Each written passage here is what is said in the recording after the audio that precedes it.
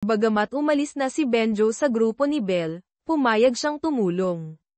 Ngunit agad itong natuklasan ni Belle. Sa halip na magalit, sinabi ni Belle, ang impormasyong nakukuha ninyo ay napakahalaga, Reyes. Ang pagpapatapon kay Marco sa New York. Hindi nagtagal, nakatanggap si Marco ng order para sa isang biglaang reassignment sa New York, malinaw na isang hakbang upang ilayo siya sa mga kaganapan. Alam niyang ito ay bahagi ng plano ni Belle upang maitaguyod ang bagong pondo ni Santiago. Ngunit dahil sa kondisyon ng kanyang ama, napilitan siyang sumunod.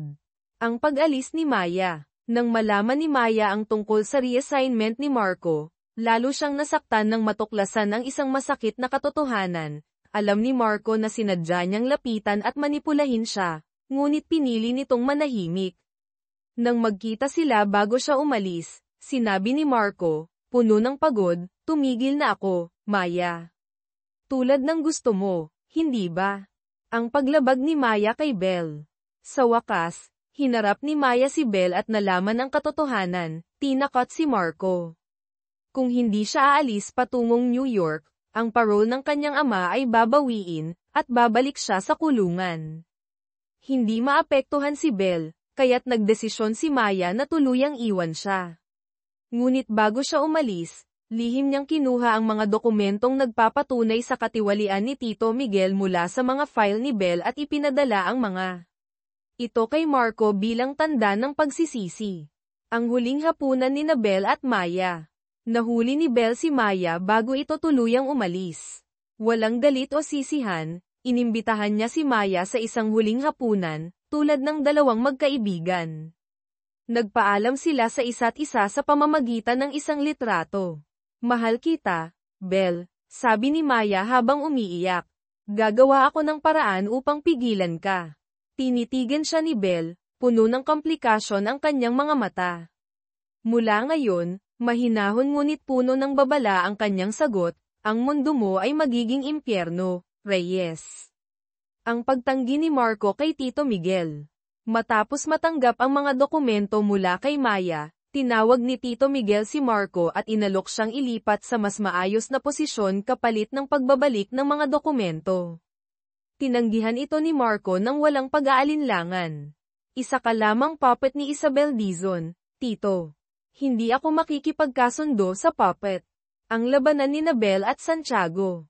Habang patuloy ang kanilang lihim na labanan, nagtalaga si Belle ng 3 kandidato para sa posisyon ng direktor ng bagong pondo, ngunit tinanggihan silang lahat ni Santiago at pinili si Ginoong Jong, na inakala niyang hindi makokontrol ni Belle. Ngunit naunahan siya ni Belle, matagal na niyang kinausap si Ginoong Jong at pinaniwala itong siya ang dahilan ng kanyang appointment, kaya't nakuha niya ang kanyang katapatan. Ang bagong simula ni Maya. Sa tulong ni Ginoong Lim, ama ni JT Lim, na marahil ay nais ding kontrahin si Santiago o si Belle, nagkaroon si Maya ng bagong trabaho at panibagong simula. Bagamat hindi opisyal na magkasama, si Maya at Marco ay nagkaroon ng iisang layunin, iligtas si Belle mula sa sarili niyang ambisyon at sa mapanganib na mundo ng kapangyarihan. Ang bagong plano ni Marco. Sinubukan ni Marco na ibenta ang kalahati ng kanyang share sa San Rafael upang makuha ang direktang kontrol sa ilang mahahalagang departamento upang maprotektahan ang legacy ng kanyang ama. Ngunit agad itong hinaranggan ni Belle sa pamamagitan ni Miguel. Pinilit ni Miguel si Don Rafael na pirmahan ang isang kasunduan upang tuluyang alisin ang dating kasunduan ng 3 magkakapatid. Sa takot na mapahamak si Marco, napilitan si Don Rafael na pumirma. Nang malaman ito ni Marco, galit niyang sinisi ang kanyang ama sa pagkapit sa pera kaysa sa kanyang kaligtasan. Ang huling hakbang ni Belle. Patuloy na nakakaranas si Belle ng mga lihim na pagsalungat mula sa kampo ni Santiago. Ang isang kumpanya ng teknolohiya na ipinangako ni Miguel kay Marco ay biglang ibinenta sa isang foreign company na konektado sa pamangkin ng asawa ni Santiago. Napagtanto ni Marco na ito ay bahagi ng plano ni Belle at Santiago upang maubos ang pondo ng San Rafael at ilipat ito sa bagong pondo. Sinubukan niyang kumbinsihin ang iba pang mga executive upang pigilan ang transaksyon. Ang babala ni Benjo kay Maya. Natuklasan ni Benjo na nakikipagtulungan si Maya kay Marco. Agad niya itong hinarap. Gusto kita, Maya, at totoo iyon, diretsong sabi ni Benjo. Pero kung haharanggan mo ang landas ng general manager, hindi kita palalampasin. Sinubukan ni Maya na magpaliwanag, sinusubukan naming iligtas si Belle, Benjo. Iligtas siya mula sa sarili niyang landas. Ang pag-atake ni Belle at Miguel. Alam ni Belle na si Marco ay gumagawa ng paraan upang makagulo. Kaya't sa tulong ni Miguel, sinabutahin nila ang mahalagang meeting na maingat na inihanda ni Marco upang ipakita ang kanyang mga argumento laban sa pagbenta ng subsidiary company. Walang shareholder o executive ang dumalo sa meeting. Pagkatapos, dumiretso si Belle sa basement office ni Marco. Wala kang laban sa akin, Ignacio, malamig niyang sabi, puno ng kumpiyansa. Buong buhay mo, nabuhay ka sa ilalim ng anino ng ama mo. Ako mismo ang lumaban para makuha ang kapangyarihan ko. Huwag mong gamitin ang kabaitan ni Maya Reyes para sa sarili mong pakinabang. Ang pagpupursige ni Maya. Bagamat gusto ni Marco na ilayo si Maya sa mapanganib na plano, matigas ang paninindigan ni Maya. Hindi ako titigil, Marco. Kailangan kong hanapin ang kahinaan sa mga pondo ni Santiago. Muli siyang humingi ng tulong kay Ginoong Lim. Pumayag si Lim na makipagkita, ngunit sa pagdating ni Maya sa lugar ng tagpuan, si Belle ang naghihintay sa kanya. Ang alok ni Belle kay Maya. Inilapag ni Belle ang isang check sa mesa. 1 bilyong won, sabi niya. Tanggapin mo ito, Reyes. Tumigil ka na sa ginagawa mo. Maglaho ka na sa buhay namin. Sa gitna ng tensyon, biglang dumating si Marco. Hinayla niya si Maya palabas, pinutol ang diskusyon. Ang kampanya ni Santiago at ang pagkakanulo. Sinimulan ni Santiago ang kanyang media campaign para sa nalalapit na presidential election, ayon sa plano ni Belle. Ngunit, sa kabila ng pakikipagtulungan, nagbalak si Santiago na alisin si Belle kapag naubos na ang pakinabang niya. Ang pagtataksil ni Miguel. Nadiskubre ni Belle na si Direktor Santos ay lihim na nakipagpulong kay Tito Miguel at sa ilang chairman ng mga kumpanya na nangako ng investment sa bagong pondo. Hinarap niya si Miguel tungkol sa lihim na pagsalungat. Pagkatapos, kinumpronta niya si Santiago. Ipinaliwanag ni Santiago na ipinadala niya si Santos upang palakasin ang relasyon at tiyakin ang commitment. Ngunit alam ni Belle na ang tunay na layunin ni Santiago ay ang pag-redirect ng pera papunta sa lumang pondo na hawak ni Santos. Ang imbestigasyon ni Maya, sa tulong ni Trung Fang Moon at ng kanyang bagong network, natuklasan ni Maya na ang foreign company na bumili ng tech subsidiary ng San Rafael ay halos tiyak na isang shell company na pag-aari ni Santiago. Ngunit kailangan niya ng konkretong ebidensya. Ang pagkakaisa ni Marco, Maya, at Moon. Nag-resign si Trung Fang Moon mula sa posisyon niya kay Miguel upang tuluyang tumulong kina Marco at Maya. Nakipagkita si Marco kay Miguel at nag-alok ng bagong kasunduan, tutulungan kita na pigilan si Belle na alisin ka. Kapalit nito, huwag mong hadlangan ang mga hakbang ko para imbestigahan si Santiago. Pumayag si Miguel, na nakikitang kapaki-pakinabang ang pakikipagtulungan kay Marco laban kay Belle. Ang pagbisita ni Santos sa gallery ni Belle. Biglaang dumalaw si Direktor Santos sa Dizon Contemporary Gallery, para mag-usisa at magbigay ng pahiwatig kay Belle tungkol sa kanyang sobrang kontrol kay Santiago. Sinadya rin niyang banggitin si Maya. Malamig na pinaalis ni Belle si Santos, sinabing magpa-schedule muna sa susunod na pagkakataon. Nag-alala si Belle para sa seguridad ni Maya, kaya't inutusan niya si Benjo na lihim na protektahan si Maya, kahit pa umalis na ito sa grupo. Ang pagharang ni Marco sa proyekto ng Nail City. Sa tulong ni Miguel, matagumpay na pinigilan ni Marco ang bidding para sa supply ng equipment sa Nail City project. Ang kumpanyang itinalaga ni Belle para manalo ay hindi nakapagpatuloy. Kung naging matagumpay, ang deal na ito ay magpapataas ng halaga ng proyekto upang maglipat ng malaking pera sa bagong pondo ni Santiago. Ang babala ni Santiago. Ipinabatid ni Ginoong Lim kay Santiago na sina Marco at Maya ay nagtatanong tungkol sa shell company ni Santiago, ang Colin Inc. Agad na nagpadala si Santiago ng mga tauhan upang kunin ang mga dokumento mula kay Maya. Sa oras na susugod na ang mga tauhan ni Santiago kina Maya at Marco, dumating si Bel kasama si Benjo. Sa mabilis na aksyon, pinabagsak ni Benjo ang dalawang tauhan. Kinuha ni Bel ang mga dokumento tungkol sa Colin Inc. Delikado ito sa inyo, sabi niya, bago dalhin ang mga papeles kay Santiago, isang hakbang na hindi maipaliwanag. Ang pagpupursige ni Maya. Matapos ang insidente, muling pinayuhan ni Marco si Maya na tumigil. Ngunit hindi niya maunawaan ang kakaibang koneksyon at pag-aalala na mayroon sina Bel at Maya para sa isa't isa. Nanatiling matatag si Maya sa kanyang misyon, at si Bel, kahit malamig ang panlabas na anyo, ay hindi kayang pabayaan ang seguridad ni Maya. Ang plano ni Santiago laban kay Bel. Tulad ng inaasahan, sinimulan ni Santiago ang kanyang lihim na plano laban kay Bel. Tinawag niya sina Henry Lim at Tito Miguel para sa isang pribadong pagpupulong.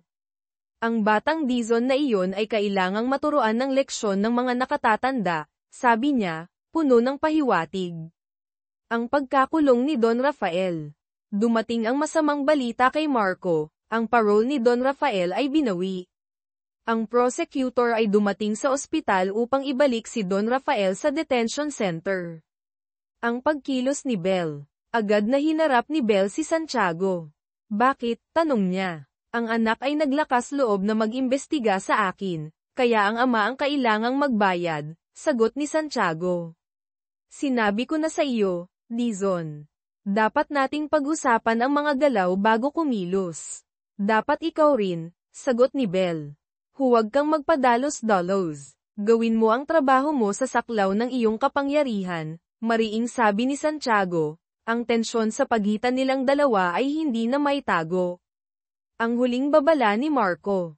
Sinubukan ni Marco na makipagkita kay Santiago upang magbigay ng babala tungkol sa kanyang ama, ngunit tinanggihan siya ni Santiago. Sa halip, nag-iwan siya ng mensahe kay Santos, sabihin mo sa kanya, sa pagkakataong ito, ako ang magtutumba kay Santiago. Huwag niyang galawin ang ama ko muli. Ang paglaban ni Marco at ang kamatayan ni Don Alejandro. Sa detention center, binisita ni Marco ang kanyang ama. Patawad, pa, sabi niya, puno ng pagsisisi. Dahil sa akin, nadamay ka. Ngunit ang kanyang mga mata ay puno ng determinasyon. Ipagpapatuloy ko ang investigasyon sa Colin Inc. pa. Samantala, sa Japan, dumating ang balita, si Don Alejandro Dizon, ama ni Bel, ay pumanaw na. Bagamat pinayuhan ng lahat si Bel na umuwi upang magbigay respeto sa kanyang ama, tumanggi siya. Sabihin kay Tito Miguel, utos niya sa kanyang assistant, itigil muna ang paglipat ng pera sa bagong pondo ni Santiago. Kailangan kong harapin ang matandang iyon. Ang huling hakbang ni Bel. Bilang tugon sa pag-atake ni Santiago sa kanyang kumpanya, gumawa si Bel ng isang hindi inaasahang hakbang. Nag-donate siya ng bilyong halaga ng pera mula sa bagong pondo ni Santiago, isang hakbang na nagdulot ng galit kay Santiago. Ibalik mo ang natitirang pera sa mga offshore accounts ngayon din, utos ni Santiago. Itigil ang pag-atake sa kumpanya ko, Ginoo Santiago, sagot ni Bel sa telepono, malamig ang tono. Kapag ako ay ligtas, ang iyong bagong pondo ay ligtas. Ang pagdukot kay Bel. Sa gitna ng galit ni Santiago, inutusan niya ang kanyang mga tauhan na dukutin si Bel at pilitin siyang ibalik ang kontrol ng mga offshore accounts. Ngunit dumating ang mas masakit na balita, si Don Alejandro ay pumanaw na. Ang pagbabanta ni Bel kay Santiago. Mula sa lugar kung saan siya ikinulong, tumawag si Bel kay Santiago. Kung hindi mo ako papayagang umuwi para sa libing ng aking ama, kalmado niyang sabi, ang ledger na naglalaman ng lahat ng ilegal na transaksyon mo sa nakalipas na mga dekada ay magiging pampubliko. Higit sa 100 pangalan ng mga opisyal, chairman ng mga kumpanya, lahat ay naroon. Ang imahe mo ay mawawasak. Ang pagbalik ni Bel. Walang magawa si Santiago kundi ang palayain si Belle upang makauwi sa Japan. Ngunit sa kanyang pagbalik sa Manila, mas maaga kaysa inaasahan, agad niyang hinarap si Miguel. Huwag mong kalimutan ang kasunduan natin, Chairman Ignacio, sabi niya. Ang kumpanya na pinili ko ang dapat manalo sa bidding ng Nail City. Ang labanan ni Belle at Santiago. Sa kabila ng tagumpay ni Santiago sa pansamantalang pag-atake kay Belle, hindi niya alam na ang batang Dizon ay handang lumaban hanggang huli. Ang labanang ito ay malayo pa sa pagtatapos. Ang pagpipilian ni Tito Miguel. Nahulog si Tito Miguel sa gitna ng matinding presyon mula kina Belle at Santiago tungkol sa pagpili ng contractor para sa proyekto ng Nail City. Upang makatakas sa sitwasyon, tinawag ni Belle ang isa sa kanyang dating tauhan na dalubhasa sa maduming trabaho upang bumalik sa Manila. Ang misyon ng tauhang ito ay magpakita sa paligid ni Tito Miguel, lumikha ng tensyon at takutin siya. Sa wakas, si Miguel, isang sekim ngunit walang kakayahan, ay sumuko sa bigat ng posisyon bilang chairman. Nagdesisyon siyang ipasa ang buong responsibilidad ng Nail City Project kay Marco Ignacio, isang paraan upang iwasan ang dalawang panig na naglalaban sa kanya. Ang pagbagsak ni J.T. Lim. Sa kabilang banda, si J.T. Lim ay tuluyang nahulog sa bitag sa stock market na maingat na inilatag ni Belle. Ginamit niya ang pera ng kumpanya, ngunit naubos ang lahat sa loob lamang ng ilang araw ng trading. Sa labis na kawalan ng pag-asa, tumawag siya kay Belle, tinanggap ang lahat ng kondisyon nito upang maalis ang kanyang ama sa posisyon.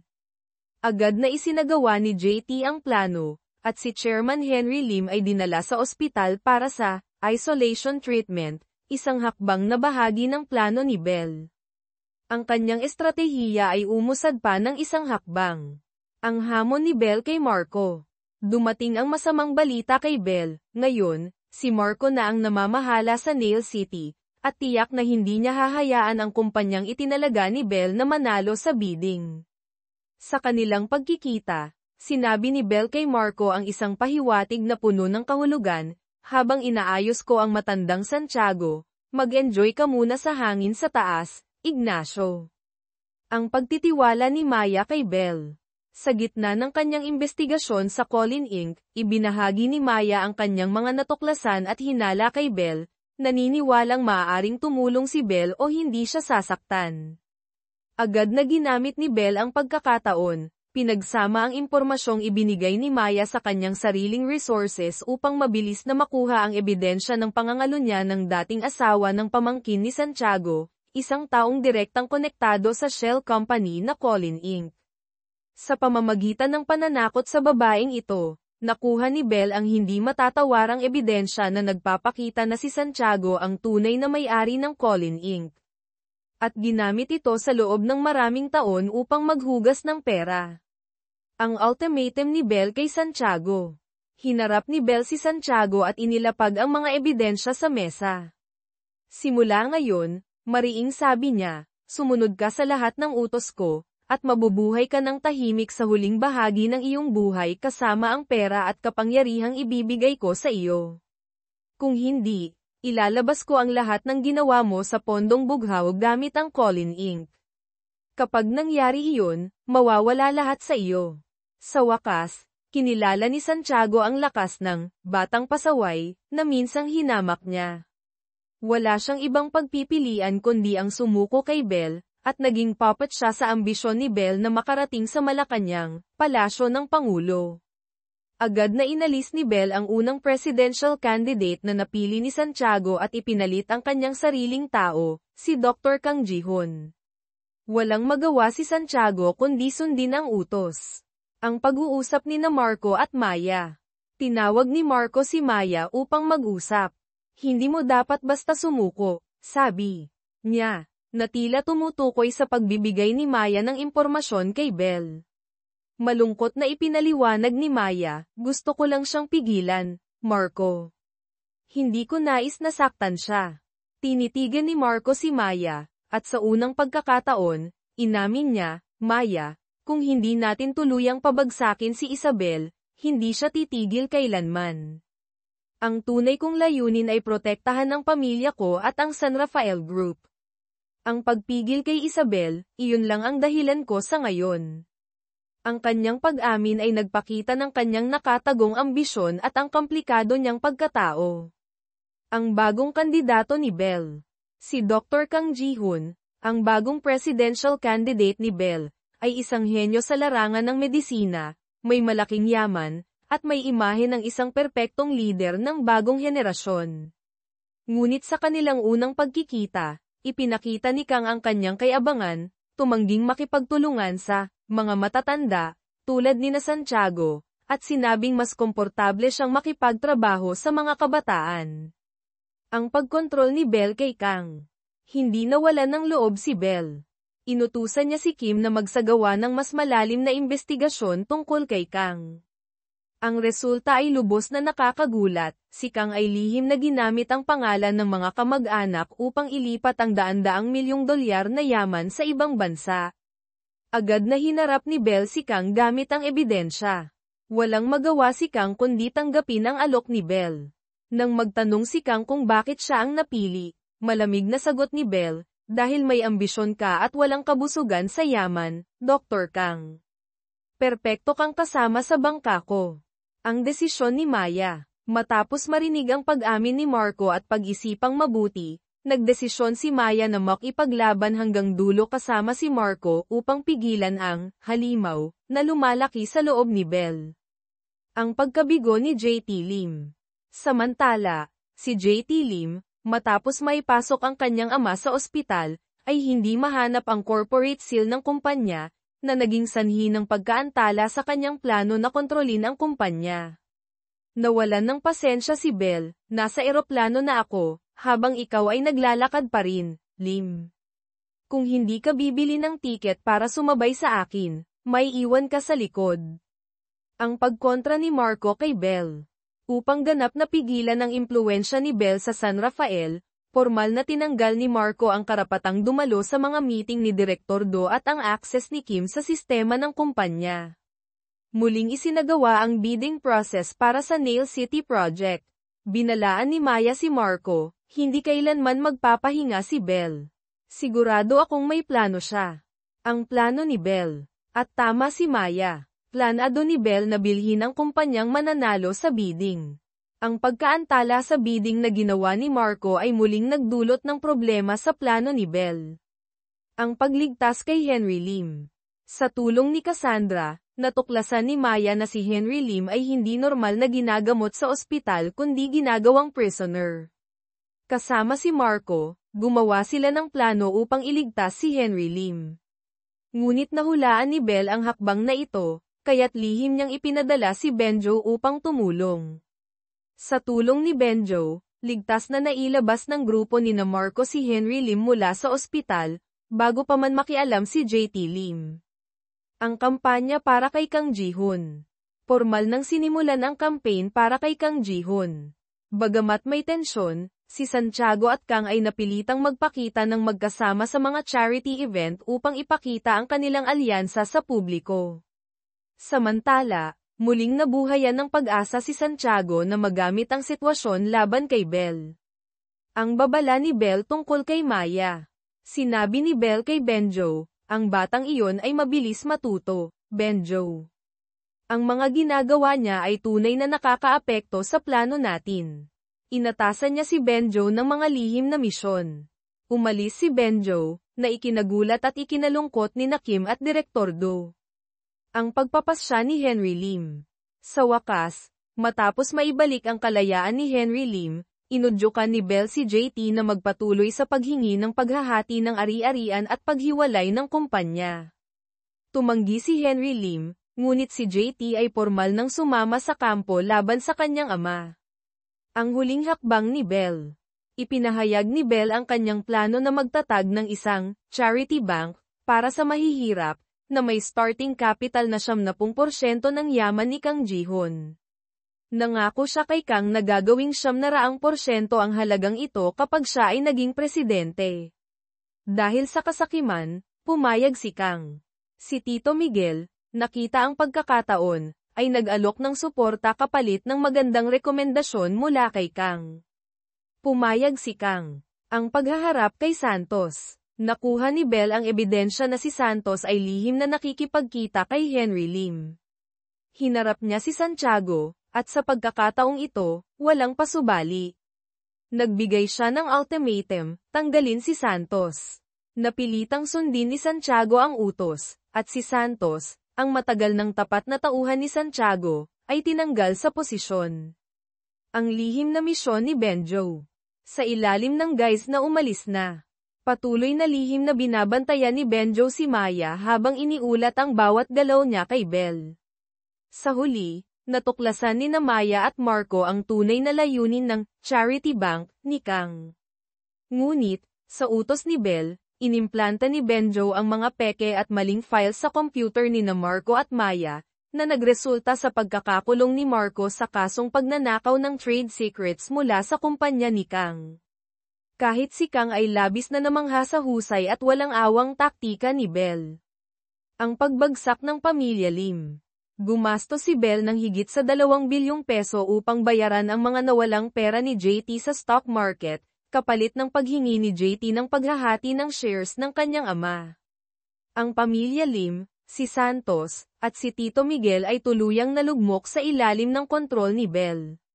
Ngunit ang pagkakakulong ni Marco ay pansamantalang nagbigay ng pagkakataon kay Miguel na ituon ang pansin sa pag-aayos ng Nail City Project kasama si Bell. Ang pag-asa ni Henry Lim. Sa gitna ng desperasyon, nakikita ni Henry Lim si Maya bilang huling pag-asa upang labanan si Bell. Nag-alok siya ng pakikipagtulungan, ngunit si Santos, na nananatiling may koneksyon kay Lim, ay nagduda sa kakayahan ni Maya. Ang kanilang meeting ay kinansela. Ang paglaban ni Maya at Marco. Sa kabila ng lahat, patuloy ang laban ni Maya at Marco laban kay Bell. Ang digmaan sa kapangyarihan ay mas lalong tumitindi, at ang mga alyansa ay patuloy na nagbabago. Ang mga plano ni Bell ay nagiging mas mapanganib at mas maimpluwensya, ngunit ang determinasyon ni Maya at Marco ay hindi matitinag. Ang pagsalakay ni Santiago kay Bell. Itinuturing na ni Santiago si Bell bilang isang pawn na wala ng halaga, handang itapon tulad ng iba pa. Palihim niyang inutusan ang Financial Oversight Board at ang Bureau of Taxation na magsagawa ng biglaang investigasyon sa kumpanya ni Bell na namamahala sa mga bad debt. Ang resulta ay tiyak na, ang kumpanya ay sinuspinde ng 6 na buwan, isang matinding dagok na halos katumbas ng bankruptcy. Ang alok ni Santos kay Henry Lim.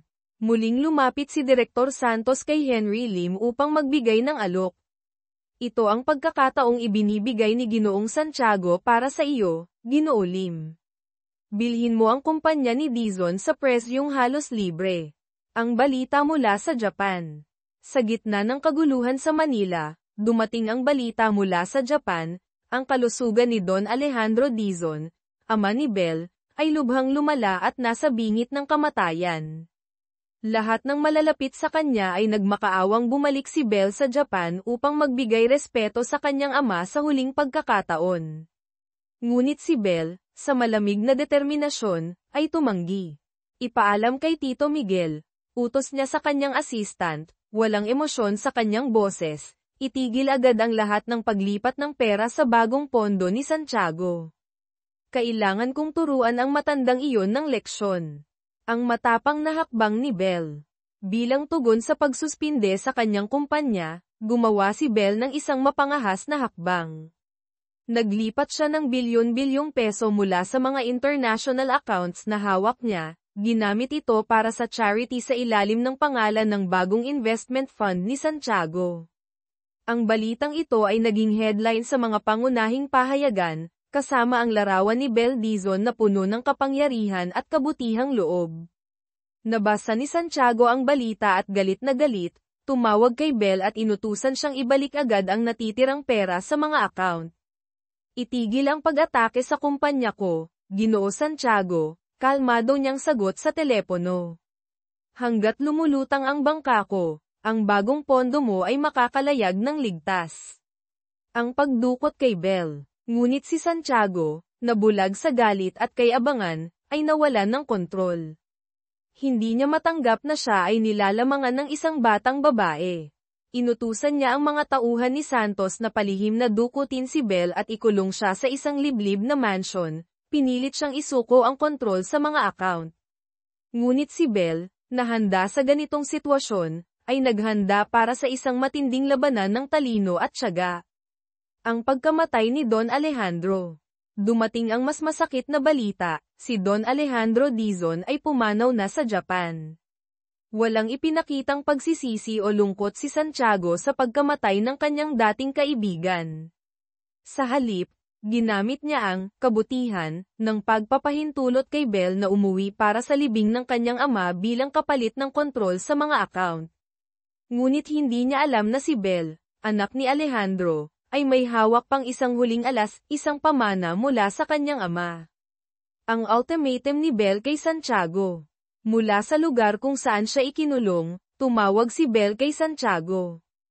Ang kanyang boses ay kalmado, walang emosyon, ngunit ang bawat salitang binitiwan ay puno ng bigat. Kung hindi mo ako papayagang umuwi para sa libing ng aking ama, ang ledger na maingat na isinulat ng aking ama, naglalaman ng lahat ng ilegal na transaksyon mo, ng pondong bughaw, sa loob ng maraming dekada, ay ipapadala sa lahat ng pangunahing news outlet sa mundo. Mahigit 100 pangalan, Ginoo Santiago. Mga opisyal ng gobyerno, mga chairman ng malalaking kumpanya, lahat ay naroon. Ang imahe mo, ang buong karera mo sa politika, mawawasak sa isang iglap. Ang pagpapalaya kay Belle. Napako si Santiago sa kanyang kinatatayuan. Alam niyang hindi nagbibiro si Belle. Nauunawaan niya ang determinasyon at kalupitan ng anak ni Alejandro. Hindi niya kayang isugal ang kanyang political future. Wala siyang ibang magawa kundi palayain si Belle upang makauwi. Sa kanilang pagkikita, ipinakita ni Belle ang hindi maitatangging ebidensya ng ledger, maaaring isang bahagi ng kopya o testimonya ng isang mahalagang saksi. Sa huli, isang kasunduan na puno ng pait para kay Santiago ang nabuo. Si Belle ay malayang makakauwi sa Japan para sa libing ng kanyang ama, kapalit ng pagsuko ng ledger para mawasak ni Santiago. Ang pagbalik ni Belle sa Manila.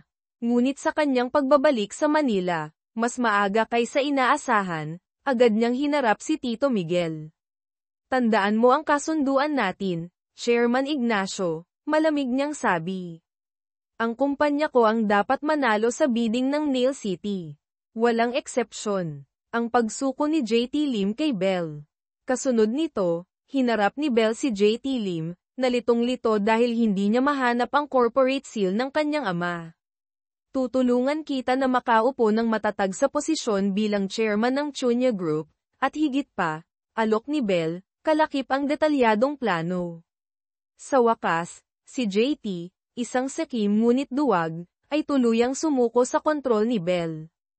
Ang pag-aakala ni Santiago, sa gitna ng lahat, nananatiling kampante si Santiago, iniisip na hawak na niya ang sitwasyon at naipagtagumpay ang laban kay Belle. Ngunit hindi niya alam na si Belle, na lumaki sa isang mundo ng intriga at kalkulasyon sa ilalim ng kanyang ama, ay palaging may nakahandang plano B, C, at kahit di ang tuluyang pagtanggal sa kanya sa laro ay isang imposibleng misyon. Ang desisyon ni Tito Miguel. Muling nahulog si Tito Miguel sa gitna ng presyon mula kina Belle at Santiago tungkol sa pagpili ng contractor para sa Nail City. Tinawag ni Belle ang kanyang dating tauhan na kilala sa maduming trabaho, na minsang umatake kay Miguel sa parking lot. Ang misyon ng tauhang ito ay simple ngunit epektibo. Araw-araw siyang nagpapakita sa mga lugar kung saan naroon si Miguel, walang ginagawa kundi maglakad-lakad at tumitig, na nagdudulot ng matinding tensyon at takot kay Miguel. Ang pagpasa ni Miguel ng responsibilidad kay Marco. Sa huli, si Tito Miguel, sakim ngunit mahina at walang kakayahan, ay sumuko sa bigat ng posisyon bilang chairman. Nagdesisyon siyang ipasa ang buong responsibilidad ng Nail City Project kay Marco Ignacio, isang paraan upang iwasan ang matinding presyon mula kina Santiago at Belle. Ang pagbangon ng plano ni Belle. Samantala, si JT Lim, matapos tuluyang sumuko kay Belle, ay sinunod ang plano nito. isinagawa niya ang pag-aayos na ang kanyang ama, si Chairman Henry Lim, ay kailangang isolate treatment dahil sa umano'y hindi maayos na kalusugan, isang hakbang upang makuha ang kontrol sa kumpanya. Ang plano ni Bell ay muling umusad. Ang bagong hamon kay Bell. Ngunit dumating ang masamang balita kay Bell, si Marco Ignacio, na nais niyang ilayo, ay ngayon opisyal nang namamahala sa proyekto ng Nail City. Nangangahulugan ito na si Marco ang may buong kapangyarihan sa pagpili ng kontraktor, at tiyak na hindi niya hahayaan ang kumpanyang itinalaga ni Bell na manalo ng madali. Sa kanilang pagkikita, sinabi ni Bell kay Marco ang isang pahiwatig na puno ng kahulugan, habang inaayos ko ang matandang Santiago, mag-enjoy ka muna sa hangin sa taas, Ignacio. Ang pagkakamali ni Maya, sa gitna ng lahat, si Maya, sa kanyang inosente, o sinadyang inosente, na kilos, ay nagbahagi kay Bell ng mga detalye tungkol sa kanilang investigasyon sa Colin Inc., naniniwalang maaaring tumulong si Bell o hindi sila sasaktan. Agad na ginamit ni Bell ang impormasyong ito, pinagsama sa mga ebidensyang mayroon na siya upang maipakita ang direktang koneksyon ni Santiago sa shell company na Colin Inc., at ang aktibidad ng money laundering nito. Ang pagharap ni Bell kay Santiago. Hinarap ni Bell si Santiago sa kanyang mansion, inilatag ang lahat ng ebidensya sa kanyang mesa. Alam mo ang hawak ko, Ginoo Santiago, malamig niyang sabi. Simula ngayon, sumunod ka sa lahat ng utos ko, at mabubuhay ka ng tahimik sa huling bahagi ng iyong buhay. Kung hindi, ilalabas ko ang lahat ng ginawa mo sa Colin Inc. Mawawala lahat sa iyo. Ang pagsuko ni Santiago kay Bell. Sa wakas, kinilala ni Santiago ang lakas at determinasyon ni Bell. Wala siyang ibang magawa kundi ang sumuko sa kontrol ni Bell, na nagpatuloy sa kanyang plano patungo sa Malacanang. Tuluyang inalis ni Bell ang kandidatong presidente na napili ni Santiago, at ipinalit ang kanyang sariling tao. Santiago, walang magawa, ay sumunod. Ang pag-uusap ni na Marco at Maya. Tinawag ni Marco si Maya upang mag-usap. Hindi mo, dapat basta sumuko, sabi niya, na tila tumutukoy sa pagbibigay ni Maya ng impormasyon kay Bell. Malungkot na ipinaliwanag ni Maya, gusto ko lang siyang pigilan, Marco. Hindi ko nais na saktan siya. Tinitigan ni Marco si Maya, at sa unang pagkakataon, inamin niya, Maya, kung hindi natin tuluyang pabagsakin si Isabel, hindi siya titigil kailanman. Ang tunay kong layunin ay protektahan ang pamilya ko at ang San Rafael Group. Ang pagpigil kay Isabel, iyon lang ang dahilan ko sa ngayon. Ang kandidato ni Bell na si Kang Ji-hoon. Si Kang Ji-hoon, ang kandidatong presidente ni Bell, ay isang henyo sa larangan ng medisina ngunit may madilim na kasaysayan. Sa tulong ng ebidensya ni Bell, tuluyang sumuko si Kang sa kontrol nito. Nang magtanong si Kang kung bakit siya ang napili, sagot ni Bell, dahil may ambisyon ka at walang kabusugan sa yaman. Perpekto kang kasama sa bangka ko.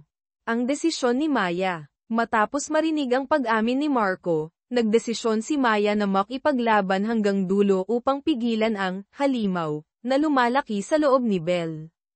Ang pagkabalam ng plano ni J.T. Lim.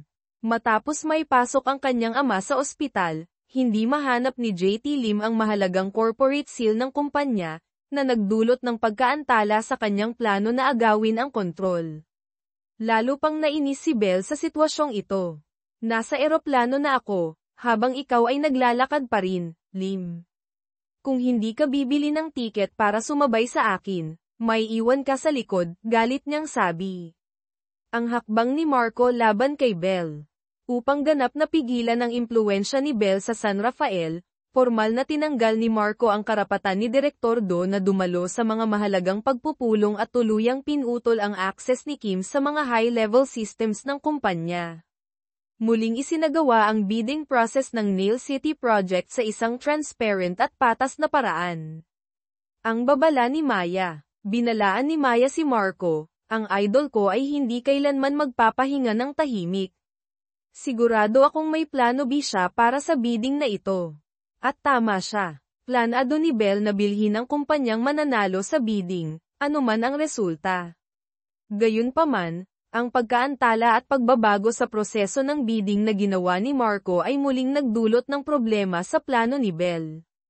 Ang pagtuklas ni Maya sa kalagayan ni Henry Lim. Sa isang hindi sinasadyang pag-uusap kay Cassandra, na tila may hinanakit pa rin at gustong manggulo, natuklasan ni Maya ang mga kakaibang detalye tungkol sa pagkakakulong ni Henry Lim sa ospital. Nagsimulang maghinala si Maya na si Henry ay hindi lamang ginagamot kundi sadyang ikinulong. Ipinaalam niya ito kay Marco, at magkasama silang gumawa ng plano upang iligtas si Henry Lim. Ang lihim na suporta ni Benjo. Tulad ng inaasahan, nahulaan ni Bell ang plano ni Maya at Marco. Palihim niyang inutusan si Benjo Aguilar na tumulong mula sa malayo. Sa tulong ng kanyang mga kasanayan, na-disable ni Benjo ang security system ng ospital at inilayo ang atensyon ng mga tauhan ni JT, na nagbigay daan upang may hatid ng ligtas ni Marco si Henry Lim palabas ng ospital, bago pa man makialam si JT at ang kanyang mga tauhan. Ang kampanya para kay Kang Ji-hoon. Formal nang sinimulan ang kampanya para kay Kang Ji-hoon bilang kandidato sa pagkapangulo. Bagamat puno ng tensyon at hindi pagkakaunawaan, si Santiago at Kang ay napilitang magpakita ng pagkakaisa sa harap ng publiko. Magkasama silang nagbigay ng mga talumpati sa mga charity events, na nagpapakita ng kanilang alyansa para sa kinabukasan ng bansa. Ang bagong plano ni Santiago. Nang marinig ni Santiago ang balitang nailigtas ni Marco si Henry Lim at hayagang tumutol laban kay Bell, nakita niya ang isang bahagyang pag-asa na magamit ang sitwasyon upang pabagsakin si Bell. Tahimik niyang sinimulan ang kanyang mga sariling hakbang. Ang komento ni Bell tungkol kay Maya. Sa isang pag-uusap kay Benjo, sinabi ni Bell, ang batang iyon ay tunay nang nag-mature, Benjo. Ang mga ginagawa niya, kahit pa may mabuting layunin, ay nagdudulot ng pagkaantala sa plano natin para sa Blue House. Binigyan niya si Benjo ng ilang mahahalagang misyon na kailangang ganap na lihim. Umalis si Benjo sa kanyang apartment, na ikinagulat at ikinalungkot ni Kim at Direktor Do, na inakala nilang tuluyan na siyang umalis. Ang bagong estratehiya ni Bell laban kay Henry Lim. Alam ni Bell na hindi na niya magagawang kontrolin si Henry Lim sa pamamagitan ng pagkakakulong sa ospital. Kaya't naglunsad siya ng mas sopistikadong plano. Matapos makabalik si Henry Lim sa trabaho, kahit na ang kanyang impluwensya ay lubhang nabawasan, sinulsulan ni Bell si JT na magpatuloy sa paghingi ng paghahati ng shares at pagtatatag ng bagong kumpanya na mag-i-invest sa charity bank na itinataguyod ni Kang Ji-hoon. Bagamat galit na galit, tumanggi si Henry Lim sa simula. Ngunit si JT, na suportado ni Bell, ay hayagang tumayo laban sa kanyang ama sa mga board meetings. Ang imahe ni Bell at Kang Ji-hoon. Patuloy na. Pinalalakas ni Bell ang imahe ni Kang Ji-hoon at ang proyekto ng charity bank. Ang kampanya ay itinataguyod bilang isang makabagong inisyatibo para sa mahihirap. Nangako si Bell kay Kang na ang 70% ng kanyang yaman na gagamitin bilang panimulang kapital ay magiging 100% kapag siya ay naging presidente. Dahil sa kasakiman at ambisyon, tuluyang naniwala at sumunod si Kang sa lahat ng utos ni Bell. Ang alok ni Tito Miguel kay Kang. Samantala, si Tito Miguel, na nakakita ng pagkakataon, ay sinubukang makipagkasundo kay Kang.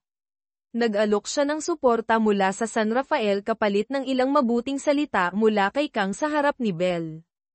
Pumayag si Kang nang walang pagdududa. Ang paglalaglag kay Santos. Nakuha ni Bell ang ebidensya na si Direktor Santos, kahit na natanggal na sa posisyon, ay patuloy pa ring lihim na nakikipag-ugnayan kay Henry Lim. Hinarap niya si Santiago at inilatag ang ebidensya. Sa pagkakataong ito, hindi na nagpasikot-sikot si Bell. Binigyan niya si Santiago ng matinding babala. Walang magawa si Santiago kundi, isakripisyo, si Santos, tuluyang pinutol ang lahat ng koneksyon at itinapon ang lahat ng sisi sa kanya. Ang misyon ni Benjo. Sa ilalim ng guise na tuluyan ng umalis, Patuloy na lihim na binabantayan ni Benjo si Maya upang protektahan siya mula sa mga posibleng panganib mula sa kampo ni Santiago o iba pang kaaway. Kasabay nito, iniulat niya kay Belle ang bawat galaw ni Maya at Marco. Nang matuklasan ni Maya at Marco ang tunay na layunin ng charity bank ni Kang Ji-hoon, isang front para sa money laundering at iligal na pagkuha ng pondo, agad na inutusan ni Belle si Benjo na magsagawa ng isang mapangahas na hakbang. Ang pagkakakulong ni Marco. Sa utos ni Belle, naglagay si Benjo ng peking mga file sa computer ni Marco at Maya, na nagresulta sa pagkakakulong ni Marco sa kasong pagnanakaw ng trade secrets mula sa kumpanya ni Kang Ji-hoon. Ang biglaang aksyon na ito ay nagdulot ng takot kay Kang, na mas lalong namangha sa walang awang taktika ni Belle. Ang pagbagsak ng pamilya Lim. Gumastos si Belle ng higit sa 2 bilyong peso upang bayaran ang mga nawalang pera ni JT sa stock market, kapalit ng paghingi ni JT ng paghahati ng shares ng kanyang ama. Ang pamilya Lim, si Direktor Santos, at si Tito Miguel ay tuluyang nalugmok sa ilalim ng kontrol ni Belle. Ang huling pag-asa ni Henry Lim. Sa gitna ng kawalan ng pag-asa, lumapit si Henry Lim kay Maya, nag-aalok ng impormasyon at suporta upang labanan si Belle. Ngunit si Direktor Santos, kahit nagalit kay Belle, ay hindi nagtitiwala sa kakayahan ni Maya. Ang kanilang lihim na pagpupulong ay nakansela sa huling sandali. Ang lihim na galaw ni Benjo. Matapos ang matagumpay na pag-set up kay Marco, hindi tuluyang umalis si Benjo. Nanatili siyang malapit sa bagong opisina ni Maya, lihim na nagmamasid at nagpoprotekta, isang aksyon na nagpakita ng komplikadong damdamin at posibleng personal na koneksyon kay Maya. Ang diskarte ni Maya. Patuloy na nilapitan ni Maya si Henry Lim. Sinabi niya na sinusubukan niyang alamin ang mas malalim na detalye tungkol sa charity bank at naniniwalang ito ang maaaring gamitin ni Henry upang labanan ang plano ng paghahati ng kumpanya ni JT. Hindi alam ni Maya at Henry na ang pagsulsol ni Belle kay JT ay isa lamang diversion upang lalong maipit si Henry. Ang tunay na layunin ni Belle ay gawing buo ang pag-invest ng Chunya Group sa charity bank na siya ang may kontrol. Ang pagharap ni Belle kay Henry Lim. Sa isang pribadong pagpupulong, diretsahang sinabi ni Belle kay Henry Lim, "Hindi ko na kailangan ang pakikipagtulungan ng anak mo. Kung hindi ka sasang-ayon na mag-invest sa charity bank, ikaw ang magbabayad ng utang na iniwan ng anak mo, mga perang nilustay at nawala sa maling pamamahala." Si Tito Miguel, na ngayon ay lubos ng kampi kay Belle, ay tumawag kay Henry upang hikayatin siya. "Sumunod ka na lang sa direksyon ni Belle, Ginoo Lim. Mas magiging magaan ang buhay mo kung gagawin mo. Walang ibang mapagpipilian," at dahil sa matinding presyon, napilitan si Henry Lim na tanggapin ang kanyang kapalaran at pumayag na mag-invest sa charity bank, isang malaking patibong na pinlano ni Belle. Ang gantimpala ni Tito Miguel. Bilang gantimpala sa malaking ambag ni Tito Miguel sa pag-convince kay Henry Lim, inihayag ni Belle na ang San Rafael Group ang manggana sa pagbili ng kumpanya ng teknolohiya ni Kang Ji-hoon, isang napakalaking oportunidad sa negosyo. Ang babala ni Marco kay Kang Ji-hoon. Samantala, si Marco, na tila natulungan upang makalaya o nakahanap ng paraan upang makipag-ugnayan mula sa loob, ay nagpunta kay Kang Ji-hoon upang mag-alok na bilhin ang kumpanya ng teknolohiya nito. Siyempre, tinanggihan ni Kang ang alok. Hindi sumuko si Marco, binalaan niya si Kang, "Mag-ingat ka kay Isabel Dizon. Ang gusto niya, gagawin niya ang lahat para makuha. Ang tungkol sa bagong CEO mo, mas mabuting manatiling lihim ito hanggang sa opisyal na anunsyo." Ang labanan ng mga estratehiya. Habang tumitindi ang laban, ang bawat galaw ay nagiging mas mapanganib. Lahat ng tao ay nahuhulog sa gulong nilikha ni Belle, hindi alam kung saan haantong ang lahat. Ang huling hakbang ni Belle laban kay Kang. Upang pilitin si Kang na ibenta ang kanyang kumpanya, ang kampo ni Belle ay nagtatrabaho ng walang tigil. Sinusuri nila ang bawat posibleng butas sa negosyo ni Kang habang sinusubukang tukuyin ang misteryosong bagong CEO. Gayunpaman, Tila walang resulta, mananatiling lihim ang pagkakakilanlan ng CEO.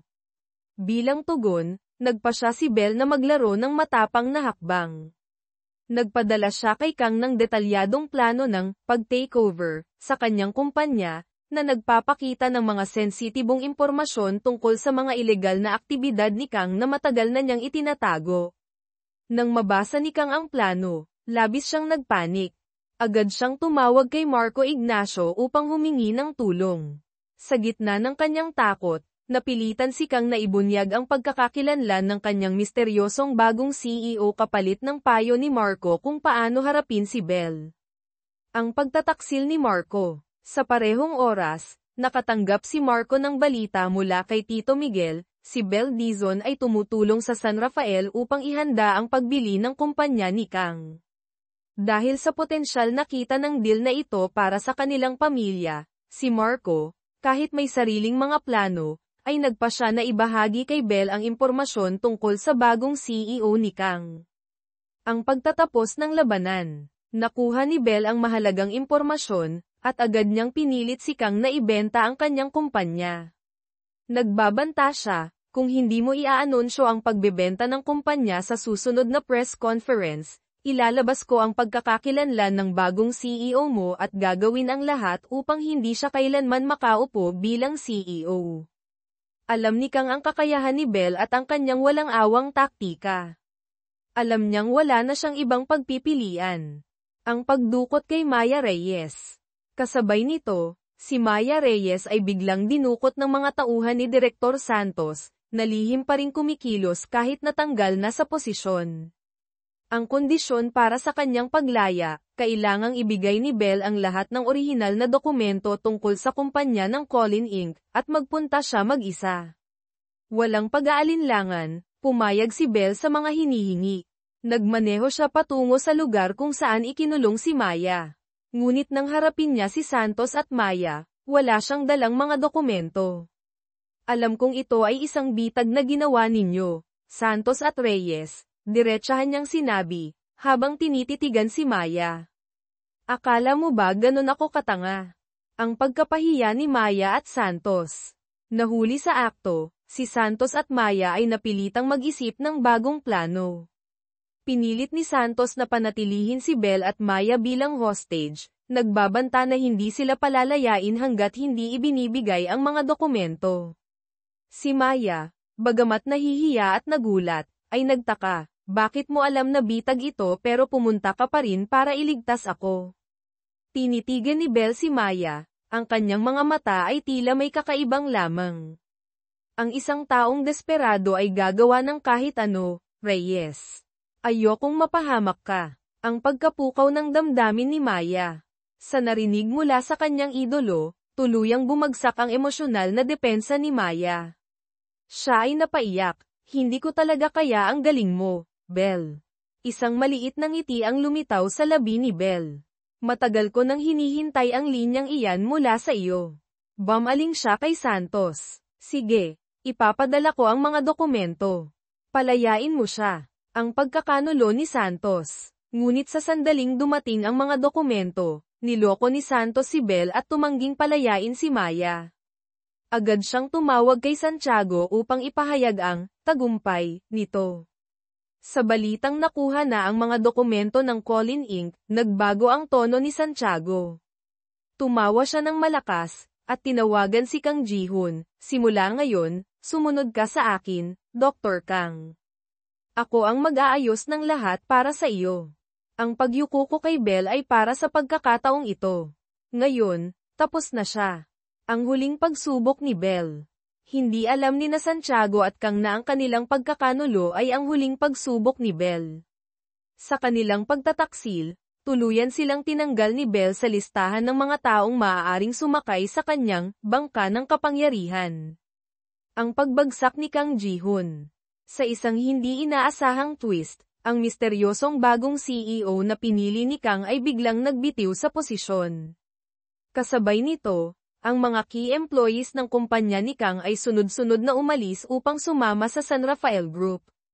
Ang isang malaking kumpanya ng teknolohiya ay biglang nag-anunsyo ng strategic partnership sa San Rafael. Bumagsak ng husto ang stocks ng kumpanya ni Kang. Ang pagkatalo ni Santiago. Sa gitna ng kaguluhan, tumakbo si Kang kay Santiago upang humingi ng tulong. Ngunit si Santiago ay walang pakialam. Sinabi ko na, sa politika at negosyo, isa lang ang pipiliin mo. Kapag naging presidente ka, hindi lang ikaw ang kakain ng buong cake. May maglilinis pa ng bibig mo. Ang pagkilos ni Marco. Sa wakas, si Marco ay matagumpay na nakuha ang kumpanya ni Kang Ji-hoon sa isang makatarungang presyo, na lalo pang nagpapatibay sa posisyon ng San Rafael Group. Ang lihim na plano ni Marco. Bagamat nakipagkasundo si Marco kay Bell para sa ikabubuti ng kumpanya, sa puso niya ay may sarili siyang plano, ang hilahin si Bell pabalik o, kung hindi man, pigilan siya sa pag-abot ng sukdulan ng kanyang mapanirang ambisyon. Ngunit ang nakapansin sa intensyon ni Marco ay si Maya Reyes. Ang dating inosenteng dalaga, ngayon ay sapat ng mature upang makita ang komplikadong alon ng relasyon sa pagitan ng dalawang taong mahal niya. Nag-aalala ako para sa'yo, Ate Bell, sabi ni Maya sa isang pribadong pag-uusap. Laging maraming kaaway sa paligid mo. Nalulungkot din ako na parang lalo kayong lumalayo ni Kuya Marco. Ngumiti si Bell ng pagod, isang ngiti na puno ng lungkot. Kapag hindi na natin kayang gamitin ang isa't isa, natural lang na maghiwalay, Reyes. Ang pagdududa ni Marco kay Maya. Natuklasan ni Marco na si Maya ay lihim na nag-iimbestiga sa kumpanya ng Colin Inc., posibleng para humanap ng karagdagang ebidensya laban kay Santiago o upang mas maunawaan si Bell. Ngunit ito ay nagdulot ng maling akala. Inakala ni Marco na si Maya ay nananatiling isang dobleng ahente na nagtatrabaho para kay Bell. Dahil dito, nanatili siyang may distansya kay Maya at hindi pa rin siya ganap na nagtitiwala o nag-aalok na bumalik ito sa opisyal na trabaho sa kanya. Ang paglilinlang ni Tito Miguel. Samantala, ginamit muli ni Tito Miguel si Marco bilang panangga upang takasan ang kanyang mga obligasyon kay Bell tungkol sa proyekto ng Nail City. Sinabi niya kay Bell na si Marco ang nagdudulot ng problema at wala siyang sapat na kapangyarihan upang magdesisyon. Hiniling niya kay Bell na unawain at bitawan ang proyekto. Ang pakikipagkasundo kay Henry Lim. Lumapit si Bell kay Henry Lim at nangakong tutulungan si JT Lim na makalabas ng bansa ng ligtas. Kapalit nito, kailangang ibigay ni Henry ang huling impormasyon at ebidensya na magpapahintulot kay Bell na tuluyang pabagsakin si Santiago. Ang pagtatagpo ni na Santiago at Don Rafael. Sa wakas, napilitang bisitahin ni Santiago si Don Rafael sa kulungan. Ang dalawang dating magkaibigan, na nagtayo ng imperyo at nagkanulo sa isa't isa, ngayon ay muling nagharap. Sinubukan ni Santiago kumbinsihin si Don Rafael na ang pagbabalik ni Bell ay para maghayganti sa kanyang ama. Sinabi niyang sisirain ni Bell ang San Rafael at siya mismo. Hinikayat niya si Don Rafael na pansamantalang kalimutan ang kanilang alitan at magtulungan upang labanan ang mapanganib na batang babae na iyon. Ipinaalala niya na ang proyekto ng Nail City ay regalo niya kay Don Rafael noon, at hindi dapat hayaan itong mapunta kay Bell. Ang lihim na impormasyon tungkol sa Nail City. Ang impormasyon na si Bell ay lihim na nag-invest sa proyekto ng Nail City gamit ang mga front companies ay sinadyang ipakalat kay Marco ng isang hindi kilalang pinagmulan, posibleng si Miguel O. Santos. Habang nag-aalala si Tito Miguel, nakita ni Marco ang oportunidad na pabagsakin kapwa si Santiago at Bell. Inilipat niya ang kanyang atensyon sa pagsisiyasat sa mga kumpanyang kasangkot sa Nail City. Ang pagbaliktad ng laro ni Bell. Ngunit hindi alam ni Marco, ang bawat galaw niya ay bahagi ng plano ni Bell. Habang iniisip ni Marco na hawak niya ang kahinaan ni Bell, nakatanggap siya ng ebidensya, na maaaring sinadya ni Bell na ipakalat sa pamamagitan ni Maya o Benjo, na nagpapakita na si Santiago ang tunay na umaani ng pinakamalaking benepisyo mula sa Nail City. Ang mga dokumento ay, nagkataon, na natagpuan sa isang computer na ginagamit ni Maya, na marahil ay nilagyan ng file ni Benjo. Ang pagpapahirap ni Tito Miguel kay Marco. Nang malaman ni Marco na si Santiago ang tunay na kalaban sa Nail City, sinubukan siyang pigilan ni Tito Miguel. Sinabi ni Miguel na kung lalabanan ni Marco si Santiago, ilalabas nito ang mga lumang ebidensya ng korupsyon laban kay Miguel. Gusto mo bang makita na magkasama tayong dalawa sa kulungan? Biro ni Miguel na may halong pananakot. Ang pagbabago ni Don Rafael. Sa isang huling pagdalaw ni Bel kay Don Rafael sa kulungan, hindi na niya binanggit ang paghihiganti. Sa halip, mahinahon niyang pinaalalahanan si Don Rafael tungkol sa utang na loob sa kanyang ama, si Don Alejandro, na minsang pinagtaksilan ni Rafael at Santiago. Sa kanyang mga salita, pinaalala ni Bel ang mga alaala ng nakaraan at ang mga pagkakamali ni Don Rafael. Pagod na sa lahat ng nangyari, nagpa siya si Don Rafael na gumawa ng tama sa huling pagkakataon.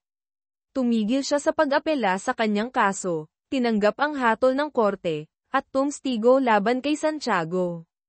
Ibinunyag niya ang lahat ng ilegal na koneksyon sa mga proyektong tulad ng pipeline sa Russia at National Energy Project, na nagdulot ng matinding dagok sa reputasyon ni Santiago. Ang desisyon ni Marco. Hindi matanggap ni Marco na ang kanyang ama ay mananatili sa kulungan habang buhay. Sinabi niya kay Maya, puno ng determinasyon, tapos na ang kwento ng mga ama natin, pero ang sa atin ni Bel, hindi pa. Lumapit siya kay Direktor Santos upang mag-alok ng alyansa laban kay Bel Dizon. Ang layunin, putulin ang lahat ng impormasyon at mga tauhan ni Bel. Ang huling hakbang ni J.T. Lim. Dahil sa takot na maimbestigahan kaugnay ng Charity Bank at sa testimonya ni Don Rafael, nagtago si J.T. Lim. Ngunit natuklasan ni Benjo Aguilar ang kanyang kinaroroonan. Pinayuhan ni Henry Lim ang kanyang anak na umalis ng bansa pansamantala. Habang pinagmamasdan ang anak, napagtanto ni Henry ang kanyang pagkukulang bilang ama. Ang pag-atake sa sistema ni Bel. Sa kabilang banda, matapos ang maraming araw ng pagsisikap ng tatlong hacker na inupahan ni Marco, nabuksan nila ang security system ng mga kumpanya ni Bel. Ipinag-utos ni Marco na i-freeze ang lahat ng account na konektado sa Tianjian Fund, Charity Bank. Tumawag si Marco kay Bel, puno ng kumpiyansa, hindi ko gagalawin ang mga account ng gallery mo, pero lahat ng may kaugnayan sa Tianjian Fund, i-freeze ko lahat. Ang huling pagkikita ni Marco at Bel. Sa huli, nagpa siya si Marco na harapin si Bel ng personal. Kung alam mo lang kung saan dapat huminto, Isabel, sabi niya, may bahid ng lungkot. Iiwan kita ng tahimik dito. Ito ang huli kong babala. Ngunit hindi alam ni Marco na ang lahat ng nangyari, ang pag-atake sa sistema, ang pag-freeze ng account, at ang alyansa ni Santos, ay bahagi ng masalimuot na plano ni Bel. Ginawa niya ang lahat upang ipakita na siya ang mastermind, ngunit sa katotohanan, ang mga galaw ni Marco at Santos ay bahagi lamang ng kanyang laro. Ang pagpapalaya ni Bel. Sa huli, nagdesisyon si Bel na tapusin ang lahat. Pinili niyang bumalik sa Japan upang ipagpatuloy ang legal na negosyo ng kanyang ama at iniwan ang lahat ng kanyang ari-arian sa Pilipinas kay Maya Reyes. Gumawa ka ng sarili mong imperyo, Reyes, sabi niya bago umalis. Magkikita tayo ulit balang araw. Ang katapusan ni Bel Dizon.